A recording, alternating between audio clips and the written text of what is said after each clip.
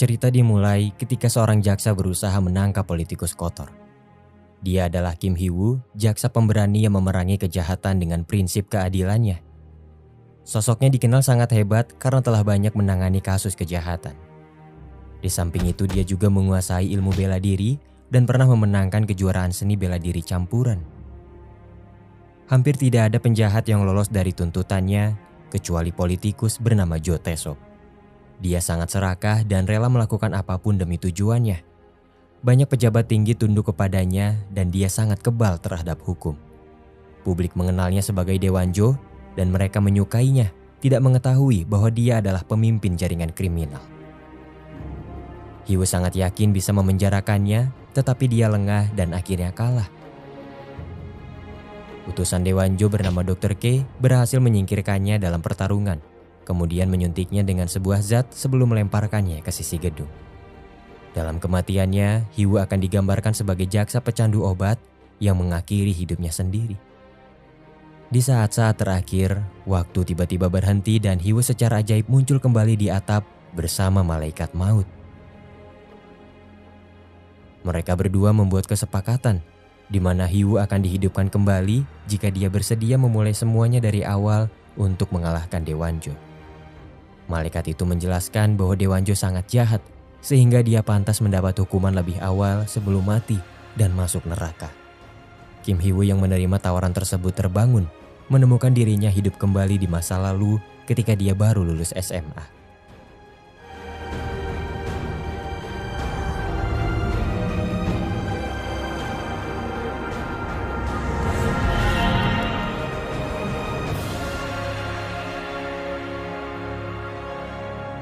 부탁드리죠. 반드시 성공하세요.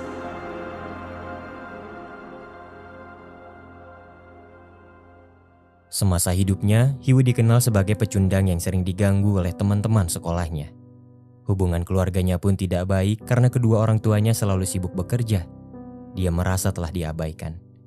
Hingga suatu ketika, kedua orang tuanya meninggal dalam kecelakaan tabrak lari dan dia terlambat menyadari betapa besar kasih sayang mereka untuknya. 아들, 엄마가 바빠서 맛있는 것도 못 해주고 미안해.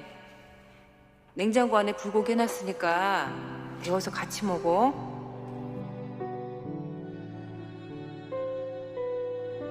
Kepergian itu menimbulkan luka dan penyesalan, hingga akhirnya dia berjuang untuk memperbaiki hidup. Dia belajar ilmu bela diri, juga meningkatkan nilai akademisnya sambil bekerja. Berangkat dari ketidakadilan, Hee-woo tumbuh menjadi pria pembela kebenaran. Kerja kerasnya membuahkan hasil. Setelah mengulang beberapa kali, dia akhirnya diterima di universitas, kemudian lulus menjadi seorang jaksa. Dengan fakta yang mengejutkan bahwa dia telah hidup kembali, Hee-woo bergegas pergi ke rumah untuk memastikan keadaan orang tuanya. Beruntung, dia kembali ke masa sebelum orang tuanya mengalami kecelakaan dan dia bisa bertemu lagi dengan mereka. Hee-woo menyadari bahwa dia harus menyiapkan banyak hal untuk melawan Daewon-jo di masa yang akan datang. Dia memutuskan untuk masuk akademi lebih awal sembari mencegah kematian orang tuanya. Pada hari kecelakaan, Hee-woo menyelamatkan ayah dan ibunya dan berhasil merubah keadaan. Di saat itulah dia akhirnya tahu bahwa pelaku yang menabrak orang tuanya adalah putra Daewon-jo yang berada di bawah pengaruh alkohol. Semuanya menjadi jelas kenapa kecelakaan tersebut tidak pernah terungkap, itu karena Daewon-jo berhasil menutupinya. Namun, di kehidupan kali ini keadaan berbalik di mana orang tua Hee-woo selamat, sementara putra Daewon-jo tewas karena ulahnya sendiri. Dengan jalan hidup yang baru, orang tua Hee-woo memutuskan untuk membuka bisnis makanan sendiri dan mereka bahagia. Hee-woo berusaha melakukan yang terbaik untuk belajar agar diterima di universitas lamanya, Hankook University. Dia juga bekerja di minimarket untuk meringankan beban orang tuanya. Hee-woo bertemu lagi dengan orang-orang yang dia kenal. Salah satunya adalah Han-mi, gadis pemberontak dengan jalan hidup yang tidak jelas. Dia tidak pernah belajar dengan sungguh-sungguh. Adapun Kyuri, gadis terpintar di akademi yang tidak pernah istirahat saat belajar. Di kehidupan sebelumnya, dia selalu memaksakan diri dan akhirnya jatuh sakit. Kondisinya semakin memburuk dan sejak saat itu Hee-woo tidak pernah melihatnya lagi. Saat bertemu di masa sekarang, Hee-woo berpesan kepadanya untuk menjaga kesehatan. Dia juga menasihatinya untuk tidak memaksakan diri setelah menemukannya jatuh pingsan. 잠이 오면 그냥 자. 이런 거 먹지 말고. Kyuri bercerita bahwa penting baginya untuk tidak mengecewakan orang tuanya. Hee-woo tahu bahwa Kyuri adalah anak angkat, tetapi bukan berarti dia harus memaksakan diri untuk membalas kebaikan orang tuanya, karena sejatinya setiap orang tua hanya ingin anaknya hidup sehat dan bahagia. Mendengar itu, Kyuri menyadari bahwa tindakannya salah. Tidak hanya kenalan masa lalu, Hee-woo bertemu dengan mereka yang pernah mengganggunya, tetapi kali ini dia tidak takut. Saat mendengar kabar bahwa para pengganggu akan melakukan sesuatu kepada Hanmi, Hee-woo tidak tinggal diam. Malam harinya di sebuah klub, Hanmi hampir mendapat perlakuan tidak pantas, tetapi Hee-woo datang menyelamatkannya.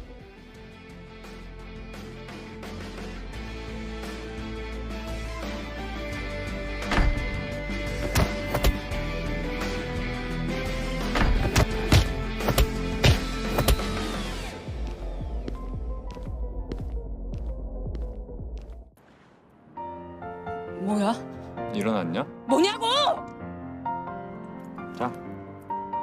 Sejak saat itulah, Hanmi mulai menyukai Hee-woo dan pandangan hidupnya berubah. Waktu berlalu, Kyuri mulai menjaga kesehatannya dan dia terlihat lebih ceria. Dia membalas kebaikan Hee-woo dengan meminjamkannya buku rangkuman untuk dipelajari. Sementara mereka berdua belajar dengan giat, Hanmi hanya bisa memperhatikan.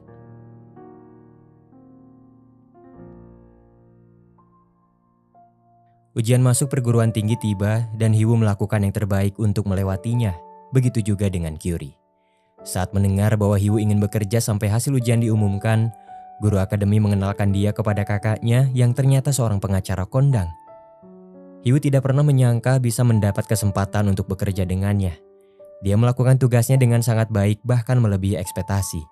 Dan sebagai bayaran atas kerja kerasnya, dia mendapat imbalan yang sangat besar. Rencana Hee-woo berjalan lancar. Dia berhasil masuk ke universitas tanpa harus banyak mencoba seperti di kehidupan sebelumnya. Di samping itu, Kyuri juga diterima di jurusan dan universitas yang sama, tetapi dia terpaksa menghentikan mimpinya untuk berkuliah meski mendapat beasiswa penuh. Dia memutuskan untuk bekerja dan merawat ayahnya yang jatuh sakit. Hee-woo membujuknya, berkata bahwa mungkin ada cara lain, tetapi Kyuri menegaskan bahwa keadaan ekonomi keluarganya sedang buruk. Bisnis ayahnya bangkrut dan unit apartemen mereka terpaksa harus dilelang. Dia sangat membutuhkan banyak uang. Ada beberapa hal yang berbeda pada kehidupan Hee-woo saat ini, terutama kehadiran seorang pria yang mengenalkan dirinya sebagai Lee Min-soo. Dia terlihat pemalas tetapi sebenarnya sangat jenius. Dia telah pindah dari jurusan kedokteran, pernah masuk sekolah musik dan seni tetapi keluar. Dia bahkan masuk jurusan hukum hanya dengan sedikit usaha. Adapun, Hee-woo dipertemukan dengan mahasiswi jurusan teknik komputer bernama Kim Hee-ah dan dia merasa tidak asing kepadanya. 왜 자꾸 그렇게 봐? 낯이 좀 익어서? 근데 나도 왜 이렇게 낯이 익지? 왠지 익숙한 얼굴이긴 한데 기억이 안 나. 누구지? Hee-woo mulai terbiasa dengan kehidupan mahasiswanya sekali lagi dan mulai menyusun rencana untuk pembalasan dendamnya kepada Daewon-jo. Dia mencari guru untuk membantunya mengasah ilmu bela diri. Dia juga belajar ilmu lelang dan bisnis properti kepada pria tua bernama Yong-so untuk mengumpulkan harta kekayaan. Pria itu bersedia mengajari Hee-woo setelah melihat potensi dan kecerdasan yang dimilikinya. Setelah banyak belajar tentang ilmu lelang, Hee-woo menggunakan tabungannya untuk membeli unit apartemen milik Kyuri agar dia bisa tetap tinggal dan fokus pada pendidikannya. Kyuri sangat berterima kasih. Dia melanjutkan kuliahnya dan berjanji akan membayar semuanya kepada Hee-woo suatu saat nanti. 오, 김규리. 고맙다. 어떡하지? 나중에 꼭 갚을 거야. 그만하고 수업이나 신경 쓰지. 응? 곧 있으면 중간고사다. Hee-woo membantu Hanmi untuk belajar supaya dia bisa masuk universitas di tahun berikutnya, dan mereka perlahan semakin dekat. Walaupun terlihat bebas, Hanmi sebenarnya sangat terkekang. Ayahnya yang merupakan seorang jaksa selalu membatasi keinginannya hanya karena dia adalah anak di luar pernikahan. Ayahnya tidak mau jati diri Hanmi terungkap dan menjadi citra buruk baginya. Ternyata ayah Hanmi merupakan jaksa yang menjadi atasan Hiwoo di kehidupan sebelumnya. Dia adalah kepala jaksa pusat Seoul, sekaligus anak buah Daewonjo. Dia jelas bukan sosok ayah yang baik. Hiwoo melanjutkan hari-harinya sebagai mahasiswa dan dia terlihat sangat menguasai semua hal tentang hukum. Potensi tersebut menarik perhatian seniornya di kampus yang kemudian mengajaknya untuk masuk ke dalam organisasi rahasia yang ternyata diisi oleh orang-orang korup. Organisasi itu bertujuan untuk mencetak calon pejabat atau pengusaha korup yang nantinya akan saling bekerja sama. Tentu saja, dalang dibalik rencana busuk ini adalah Daewonjo. Tidak heran kenapa dia sulit dikalahkan karena sebagian besar pejabat negara adalah mereka yang bergabung ke dalam organisasi tersebut dan bekerja di bawah perintahnya. Hiwoo bergabung untuk memata-matai kelompok tersebut. Hingga suatu ketika dia mendapat informasi bahwa anak buah Daewonjo akan mencuri properti dan harta kekayaan Yongso, guru yang telah mengajarinya ilmu lelang. Beruntung, Hiwoo berhasil memperingati sang guru untuk menjual semua unit apartemennya sebelum orang-orang jahat beraksi.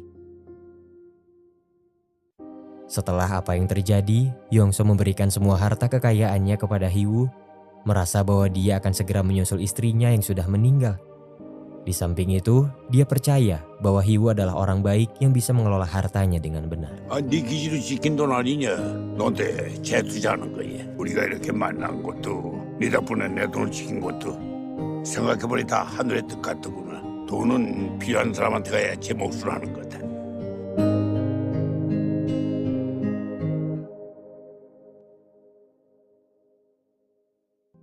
Suatu hari, Daewonjo datang ke Universitas Hankuk untuk berpidato. Hiwoo terkejut saat melihat malaikat maut ada di sana menemaninya.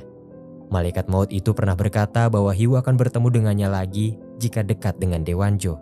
Malaikat itu dikenal sebagai sekretaris bernama Han Ji-hyun. Hiwoo tidak habis pikir bagaimana malaikat maut itu bisa berada di sisi Daewonjo yang tidak akan menerima sembarang orang. Hiwoo menduga bahwa malaikat itu dulunya adalah manusia yang kemudian mati, lalu dihidupkan kembali sebagai malaikat maut. Suatu malam, seorang pria mengikuti Hia dari kejauhan. Hiwoo yang menyadari itu menangkap pria tersebut dan bertarung dengannya, namun ternyata dia bukan orang jahat. Pria itu adalah seorang pengawal yang diutus untuk mengawasi Hia dari kejauhan. Hiwoo akhirnya ingat bahwa Hia adalah putri pimpinan Kim, pemilik Chunha Group, salah satu perusahaan ternama di Korea. Di kehidupan sebelumnya, Hiwoo pernah melihat berita bahwa pimpinan Kim tutup usia pada umur 73 tahun, meninggalkan 3 anaknya termasuk Hia. Pengawal melaporkan kejadian sebelumnya kepada pimpinan Kim termasuk info tentang latar belakang Hiwoo. Pimpinan Kim yang mendengar itu sangat terkesan, begitu juga dengan Hia yang ikut memuji berkata bahwa Hiwoo adalah pria yang sangat tangguh, pintar, dan juga tampan. 알면 알수록 신기해. 매너도 좋고 잘생긴 건 뭐 내 스타일 아니라서. 에이, 아닌데. Nampaknya, pesona yang ditunjukkan Hiwoo mulai menarik perhatian Hia. Dia bahkan merasa cemburu kepada Kyuri setelah tahu bahwa dia sudah lama dekat dengan Hiwoo dan sering menghabiskan waktu bersamanya.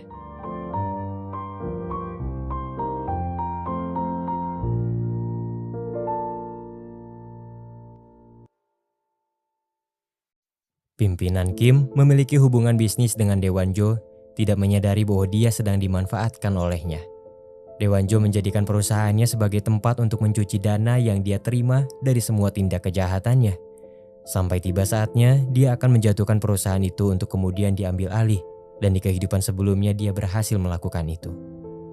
Seiring berjalannya waktu, pimpinan Kim mulai kehilangan kepercayaan kepada Daewonjo, dan dia menjadi lebih berhati-hati kepadanya. Sementara itu, Hiwoo membantu mengubah hidup anak SMA yang menerima ketidakadilan. Dia adalah Sangman. Ayahnya dituduh telah melakukan pembunuhan dan akhirnya dipenjara. Di kehidupan sebelumnya, Sangman membutuhkan waktu 10 tahun untuk mengungkap kebenaran dan membersihkan nama ayahnya. Dengan memanfaatkan ingatan di kehidupan sebelumnya, Hiwoo menyelidiki kasus tersebut hingga tuntas lalu menyerahkannya kepada Il-hyun, alumni kampus yang telah menjadi seorang jaksa. Hiwoo berharap bisa mendapatkan kepercayaan lebih dari Il-hyun jika banyak membantunya, karena dia adalah salah satu jaksa yang akan ditumbangkan Hiwoo di masa yang akan datang. Ayah Sangman akhirnya bebas, Pelaku sebenarnya sudah ditangkap dan Ilyun tercatat sebagai jaksa yang menyelesaikan kasusnya. Waktu berlalu, Hanmi akhirnya mengikuti ujian masuk perguruan tinggi, begitu juga dengan Sangman dan mereka sama-sama mendapat hasil yang memuaskan. Meski ayahnya melarang, Hanmi tetap memutuskan untuk berkuliah di jurusan jurnalisme. Hanmi bersyukur memiliki teman seperti Hiwoo yang tidak pernah menyerah saat membantunya untuk belajar. Surat wajib militer Hiwoo tiba dan dia terpaksa harus mengikuti aturan tersebut untuk kedua kalinya. Setelah berpamitan dengan orang-orang terdekat dan keluarga, Hiwoo bertemu dengan Hia yang memutuskan untuk belajar ke luar negeri. Dia sudah lama merencanakannya dan itu adalah pertemuan terakhir mereka sebelum berpisah dalam waktu yang cukup lama. 잘 가, 김희호. 또 보자. 그래, 또 보자. 7 tahun berlalu dan Hiwoo kembali sebagai seorang jaksa. Namun, dia dengan sukarela mengambil posisi kantor cabang di sebuah desa. Tujuannya adalah membawa seorang pria yang sangat dia hormati untuk berperang melawan Daewonjo. Pria itu adalah Sokyu, seorang jaksa yang tidak tunduk kepada siapapun kecuali hukum. Dia diasingkan karena dianggap sebagai ancaman oleh para petinggi korup. Saat ini dia kehilangan semangatnya untuk menegakkan keadilan. Saat meneliti kejahatan geng lokal, Hiwoo dibantu oleh Sangman yang memutuskan untuk bergabung dengannya memberantas ketidakadilan. Sangman melakukan itu sebagai bentuk terima kasih karena Hiwoo telah membantunya di masa lalu. Perlahan tapi pasti, Hiwoo mengumpulkan bukti kejahatan geng lokal dan ternyata jaringan kriminal tersebut sangat luas melebihi dugaannya. Kerja keras Hiwoo membangkitkan semangat yang terkubur dalam diri Sokyu sampai akhirnya dia sepakat untuk bergabung melawan Daewonjo. Sementara itu, Hiwoo kembali berhubungan dengan teman-teman kuliahnya. Hia kembali lebih awal dari luar negeri untuk merawat ayahnya yang mulai sakit. Hanmi menjadi seorang reporter dan dia sangat menyukai pekerjaannya. Sementara itu, Kyuri berhasil menjadi jaksa di wilayah timur. Dengan bukti kasus yang telah dikumpulkan, Hiwoo membuat kesepakatan dengan ayah Hanmi, kepala jaksa kantor pusat di kota Seoul. Hiwoo menyerahkan kasus besar yang sedang dia pegang untuk diambil alih. Tentu itu akan membuat karir ayah Hanmi semakin berkembang. Sebagai gantinya, ayah Hanmi harus memindahkan Hiwoo dan Sokyu ke kantor kejaksaan wilayah pusat. Rencana pertama Hiwoo untuk membawa Sokyu berhasil. Langkah selanjutnya adalah membersihkan kejaksaan dari orang-orang korup supaya Daewonjo tidak memiliki perlindungan hukum.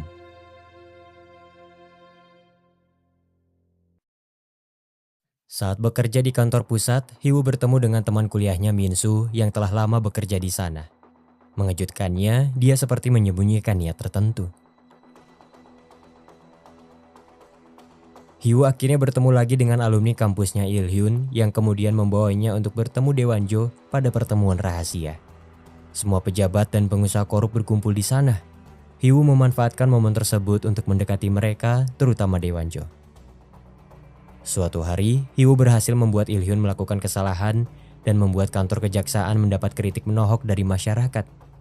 Ayah Hanmi sebagai atasan tidak menyukai itu karena bisa menghalangi rencananya menjadi jaksa agung. Untuk mengatasi masalah yang terjadi, atas persetujuan Daewonjo, ayah Hanmi memutuskan untuk menyingkirkan Il-hyun. Dia secara pribadi memberi perintah kepada Hiwoo untuk menjatuhkannya. Tidak mudah memang, tetapi Hiwoo melakukannya dengan sangat baik. Dia juga mendapat bantuan dari teman-teman yang memihak kepadanya. Rencananya untuk menjatuhkan Il-hyun berhasil saat dia menangkapnya atas tuduhan suap. Ayah Hanmi mendapat pujian dari masyarakat, dianggap sebagai pahlawan pemberantas korupsi. Sementara kantor kejaksaan pusat mendapatkan kembali kepercayaan publik. Il-hyun tidak menyangka akan ditinggalkan seperti itu, dan dia sangat kecewa.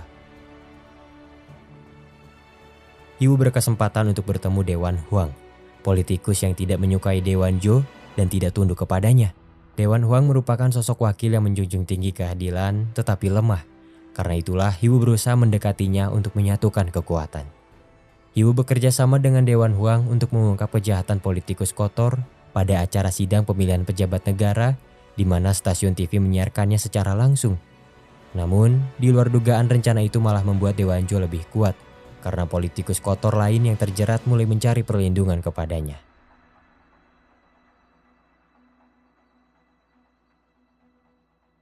Selama hidupnya, Hia tidak tertarik untuk mengurus perusahaan seperti kedua kakak laki-lakinya.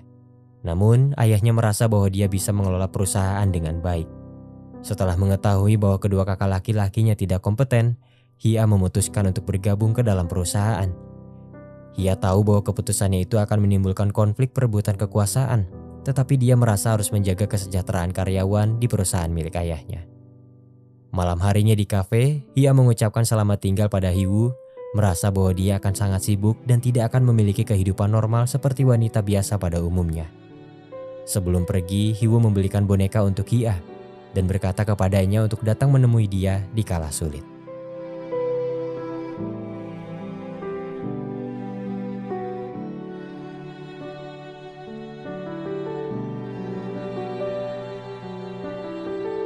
속상한 일 있으면 다 얘한테 쏟아내고 넌 기미하답게 살아.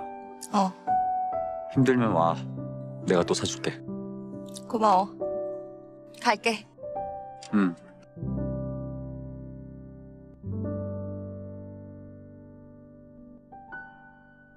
Kakak Hia yang serakah meminta bantuan Dewanjo agar dia bisa menguasai perusahaan ayahnya. Dewanjo melihat ini sebagai peluang untuk menguasai Chunha Group. Dia mengutus seseorang untuk menunggut nyawa pimpinan Kim yang terbaring lemah di rumah sakit.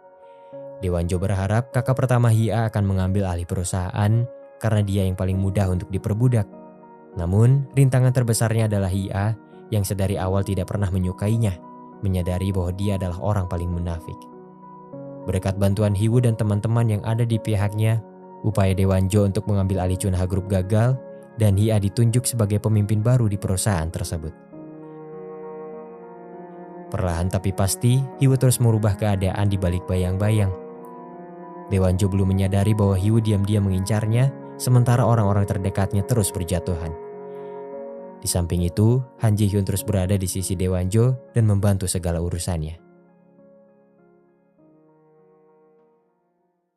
Setelah mendengar kabar bahwa ayah Hanmi akan diangkat menjadi jaksa agung, Hiwoo menyusun rencana untuk menjatuhkannya sambil pura-pura tetap setia. Dia pergi menemui Dewanjo untuk melancarkan aksi adu domba, berkata bahwa ayah Hanmi diam-diam mengumpulkan kekuatan untuk menguasai kejaksaan tanpa sepengetahuannya. Dewanjo marah, tetapi dia memaafkan ayah Hanmi dan memberinya kesempatan kedua untuk tetap berada di sisinya. Rencana Hiwoo untuk menjatuhkannya gagal, tetapi dia mendapat kepercayaan dari Dewanjo. Hiwoo menggunakan peluang tersebut untuk terus mendekatinya sambil menyebar jebakan. Walau begitu, Dewanjo tetap berhati-hati dan meminta bawahannya untuk menyelidiki serta mencari kelemahan Hiwoo. Sementara itu, teman kuliah Hiwoo, Min-soo, ternyata memiliki tujuan sendiri kenapa dia menjadi jaksa dan terjun ke pertempuran hukum. Dia mengincar politikus korup yang telah memfitnah ayahnya menerima suap dan menyebabkannya mati di rumah sakit jiwa. Selama ini dia telah banyak membantu Hiwoo dalam aksinya menumpas kejahatan, tetapi sikapnya tidak pernah menunjukkan bahwa dia adalah teman ataupun musuh. Pada awalnya, Min-soo menganggap kehidupan dunia sangat membosankan karena baginya semua hal terasa begitu mudah. Sampai akhirnya dia menemukan Hiwoo dengan segala kehebatannya, Min-soo merasa telah menemukan rival sejati. Min-soo dengan terang-terangan berkata kepada Hiwoo bahwa dia akan bekerja di bawah perintah Dewanjo. Min-soo tahu bahwa Hiwoo telah mengincarnya sejak lama, tapi dia tidak peduli. Justru dengan kesempatan itu, dia bisa bertarung dengannya. Min-soo menjelaskan bahwa dia sudah bertemu dengan Dewanjo dan membuat kesepakatan. Dewanjo berjanji akan membantu membalaskan dendam orang tuanya. Sebagai balasan, Min-soo harus mencari tahu kelemahan Hiwoo dan semua hal yang bisa menjatuhkannya. Min-soo menjelaskan semua ini agar pertarungannya menjadi sportif. Hiwoo tidak gentar meski harus berhadapan dengannya, dan dia menerima tantangannya selayaknya pria sejati.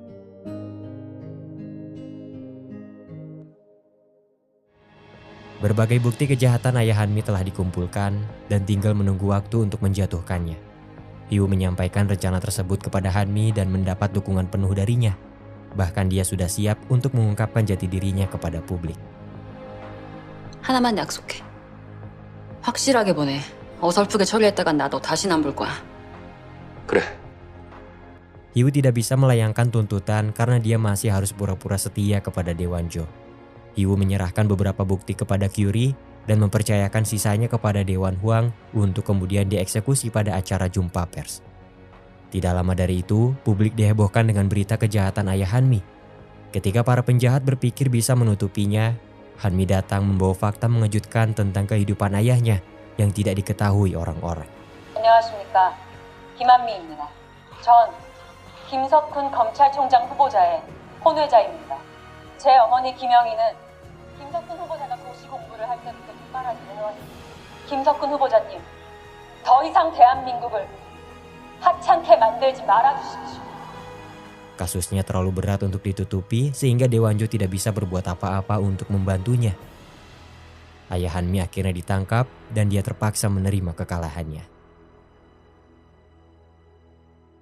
Cobaan terus menghampiri Dewanjo. Setelah kehilangan banyak anak buahnya, perusahaan konstruksi yang berada di bawah kekuasaannya terancam runtuh karena pemimpinnya terjerat kasus penggelapan dana. Dewanjo tidak bisa melindunginya sementara nilai saham perusahaan terus menurun. Hiwu mengambil tindakan untuk menguasai perusahaan tersebut dengan membeli sahamnya sebanyak mungkin. Dia membutuhkan bantuan Sangman yang akan mewakili dirinya menjalankan rencana tersebut. Berkat bantuan Hia, Sangman mendapat suntikan modal lebih besar dan akhirnya dia bisa menguasai perusahaan tersebut. Di masa lalu, malaikat maut Han Ji-hyun merupakan manusia biasa yang tumbuh di panti asuhan bersama kakak laki-lakinya. Suatu ketika, panti asuhannya dilanda kebakaran tepat ketika Dewanjo mengadakan pertemuan di sana. Dewanjo menyelamatkan anak-anak yang terjebak termasuk Han Ji-hyun dan kakak laki-lakinya. Ternyata kebakaran itu sengaja dibuat oleh Kim Jin-woo, tangan kanan Dewanjo. Ji-hyun kecil tidak sengaja mendengar pengakuan tersebut ketika dia hendak memberikan bunga kepada Dewanjo sebagai bentuk terima kasih. Dewanjo mendapat pujian dari publik, tetapi dia marah karena tidak pernah merencanakannya. Meski jahat, dia masih memiliki hati terhadap anak-anak tidak bersalah. Dewanjo merawat Han Ji-hyun sampai akhirnya dia tumbuh dewasa dan menjadi sekretaris kepercayaannya. Sementara kakak laki-lakinya hilang ingatan karena syok dan tumbuh menjadi petarung handal yang dikenal dengan sebutan Dr. K. Setelah berjuang mendapatkan perusahaan konstruksi, Sangman akhirnya resmi diangkat menjadi CEO baru di perusahaan tersebut. Namun, keadaan itu malah membuat nyawanya terancam. Dewanjo menyadari bahwa Sangman adalah utusan Hiwu. Dia mengutus tangan kanannya Jin-woo dan Dr. K untuk memberi perlawanan. Mereka mengancam Sangman untuk mengkhianati Hiwu, tetapi Sangman tidak gentar dan memilih untuk tetap setia. Akibat dari pilihannya itu, Sangman berakhir di rumah sakit dengan luka yang cukup parah setelah dilempar dari ketinggian. Setelah apa yang terjadi, Dewanjo mengusir orang-orang terdekat Hiwu agar dia merasa putus asa. Sangman berakhir koma, sementara Kyuri dan teman-teman jaksa lainnya diasingkan ke pelosok desa. Hanmi dikirim ke Jepang sebagai koresponden. Sokyu menjadi kepala jaksa menggantikan posisi ayah Hanmi, tetapi kekuatannya belum cukup untuk melawan Dewanjo. Sementara orang-orang di sekitar Hiwu tidak berdaya, Hia tetap berusaha melakukan yang terbaik untuk membantunya, meski nyawanya ikut dipertaruhkan. Sementara itu, berkat bantuan Dewanjo, Minsu telah membalaskan dendam orang tuanya. Sekarang dia tidak memiliki tujuan lain selain mengikuti jejak ayahnya menjadi politikus. Dewanjo berjanji akan membantunya mewujudkan mimpi tersebut dengan syarat dia harus menjatuhkan Hiwu terlebih dahulu.